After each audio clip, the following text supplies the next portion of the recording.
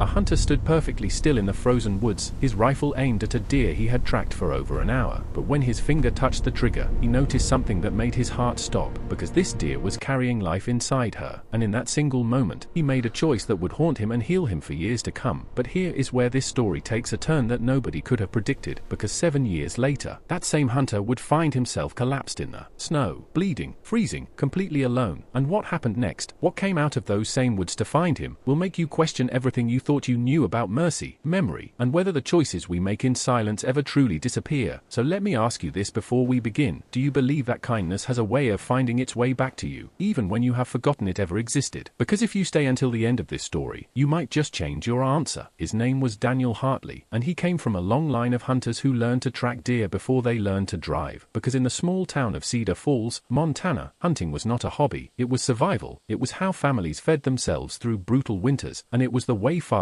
passed down lessons to sons that could not be taught in any classroom. And Daniel's father had placed a rifle in his hands when he was only 12 years old, standing beside him in the grey morning mist, whispering instructions about patience, respect, and never wasting a life. And those lessons had stayed with Daniel long after his father passed away, long after the old cabin they used to share began to crumble, and long after Daniel found himself struggling to keep his own life together. Because the truth was, Daniel had never quite figured out how to live in the modern world. He worked odd jobs, fixed fences, repaired tractors, and did whatever he could to make ends meet. But there was always a heaviness inside him, a loneliness that sat in his chest like a stone, and the only place he ever felt peace was in the forest, surrounded by trees that did not ask questions and silence that did not judge. So when he woke up that cold November morning 7 years ago, he grabbed his father's old rifle, pulled on his boots, and headed into the woods like he had done 100 times before, not knowing that this hunt would be different from every single one that came before it. The forest was quiet that morning, the kind of quiet that made every footstep feel too loud, and Daniel moved slowly, carefully, scanning the brush and the clearings for movement, because he needed this hunt to count. His freezer was nearly empty, money was tight, and the pressure of it all sat heavy on his shoulders. So when he finally spotted her, a doe standing in a patch of pale sunlight about 60 yards away, he felt a wave of relief wash over him, because she was healthy, beautiful, standing perfectly still like she had no idea he was there. And Daniel crouched low, raised his rifle, steadied his breath, and lined up the shot. But something made him pause, something in the way she stood, something in the shape of her body, and he lowered the rifle just slightly to look more carefully. And that is when he saw it, because her belly was round, swollen, and he realized instantly what he was looking at, because this deer was not just any deer. She was pregnant, and she was carrying a fawn that would be born in just a few months if she survived the winter. Everything in Daniel told him to take the shot anyway, because he needed the meat, because his father had taught him that nature was not sentimental, because survival meant making hard choices. But his finger would not move, because there was something in her eyes, something calm and trusting, something that reminded him of the way his mother used to look at him before she passed, and he could not explain it. But the idea of ending 2 lives with 1 bullet made his stomach turn. So he stood there frozen, caught between what he needed and what he felt was right. And for what felt like an eternity, neither of them moved, just a man and a deer sharing a silent moment in the middle of the wilderness. And then Daniel exhaled slowly, lowered his rifle all the way, and whispered something he never thought he would say to an animal. He said, "Go on, get out of here, take care of your baby." And the doe tilted her head just slightly, almost like she understood. And then she turned and walked away, not running, not panicking, just walking slowly into the trees. And right before she disappeared into the brush, she stopped and looked back at him one more time, and Daniel could have sworn that something passed between them, something quiet and unspoken, like a promise neither of them fully understood. And then she was gone, and Daniel stood alone in the clearing, wondering if he had just made the worst decision of his life or the most important one. He never told anyone about what happened that day, because how do you explain something like that without sounding foolish? So he just went home, ate whatever he had left in the pantry, and tried to forget about it. But the memory stayed with him in strange ways, showing up in quiet moments, surfacing whenever he saw a deer in the distance. And sometimes at night, he would dream about that clearing, about the look in her eyes, about the fawn she might have carried into the world. And he wondered what had become of them, whether they had survived the winter, whether they were still out there somewhere, living the lives he had allowed them to keep. The years passed the way they always do, slowly at first and then all at once. And Daniel's life changed in small ways. He found steadier work at a logging company. He repaired the old cabin and made it feel like home again. He even started talking to a widow named Ellen who ran the general store in town. And for the first time in a long time, things felt like they might be okay. But the forest still called to him, and every hunting season, he returned to those same woods, walking the same trails his father had walked, breathing the same cold air, feeling that same peace he could never find anywhere else. And he never forgot the the doe he had spared, even though he had stopped thinking about her every day, because some memories fade but never truly disappear, and Daniel had no idea that the choice he made that November morning was still echoing through time in ways he could not yet see. It was the 7th winter after that moment when everything changed, and Daniel decided to take one last hunting trip of the season, even though the weather reports warned of a severe storm moving in, because he thought he could beat it. He thought he knew these woods well enough to handle anything, but the forest has a way of humbling those who think they have mastered it, and by the time Daniel realized how wrong he had been, it was already too late, because the snow came fast and hard, thicker than anything he had seen in years, and within an hour, the trails he knew by heart had vanished under a blanket of white, and no matter which direction he walked, everything looked the same, and the temperature dropped so quickly that his fingers went numb before he could even register what was happening. He tried to stay calm, tried to remember everything his father had taught him about survival, but the cold was relentless, and his legs were growing heavy, and then disaster struck in the worst possible way, because as he tried to climb down a steep ridge to get his bearings, his foot slipped on an icy rock, and he fell hard, tumbling down the slope and slamming into a tree at the bottom, and the pain that shot through his leg told him immediately that something was very wrong, and when he tried to stand, he collapsed back into the snow, realizing that his ankle was twisted badly, maybe even broken, and he was now stranded in the middle of a blizzard with no cell signal, no way to walk, and no one who knew exactly where he had gone. The hours that followed were the longest of Daniel's life, because the snow kept falling, the temperature kept dropping, and his body began to shut down in ways he could feel but could not stop, and he tried to build a small shelter, tried to conserve his heat, tried to tell himself that someone would find him, but deep down, he knew the truth, because no one was coming, not in this storm, not in time, and as the light began to fade and the world turned grey and cold, Daniel started to accept that this might be where his story ended, alone in the same forest that had given him so much peace, and he thought about Ellen, about the life they might have built together, about all the things he had never said, and he thought about his father, hoping that somehow, wherever he was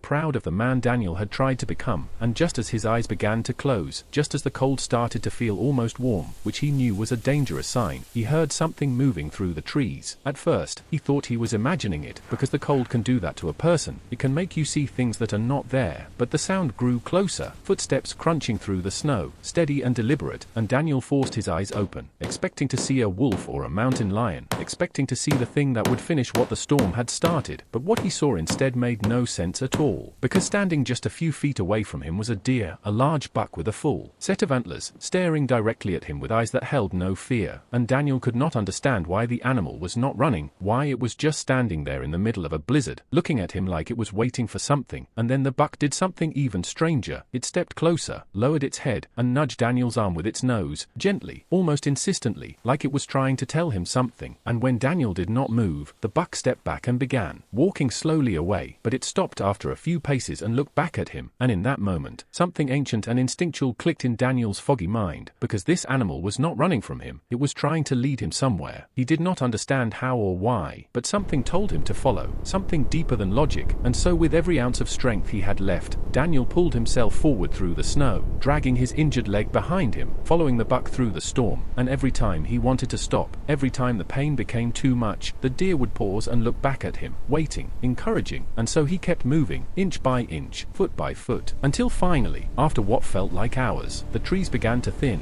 and through the swirling snow, he saw something that made his heart leap, because there was a cabin ahead, not his cabin, but a ranger station, a small building with a light in the window and smoke rising from the chimney, and Daniel used the last of his strength to cry out, to call for help, and the door opened, and 2 rangers rushed out into the snow, and they found him collapsed just 50 feet from the door, barely conscious but alive, and as they carried him inside and wrapped him in blankets and called for medical evacuation, Daniel looked back toward the tree line, searching for the buck that had led him to safety, but it was already gone, disappeared back into the forest like it had never been there at all. The doctors said he was lucky to be alive, that another hour in that cold would have killed him, and everyone wanted to know how he had found his way to the ranger station, and Daniel tried to explain about the deer, but he could tell by their faces that they thought it was just hypothermia talking, just his mind playing tricks on him, and maybe they were right, maybe it was all just coincidence, but Daniel did not believe that, because he remembered the way that buck had looked at him, remembered the way it had nudged his arm like it was trying to wake him up, and something in those eyes had felt familiar, something he had seen once before,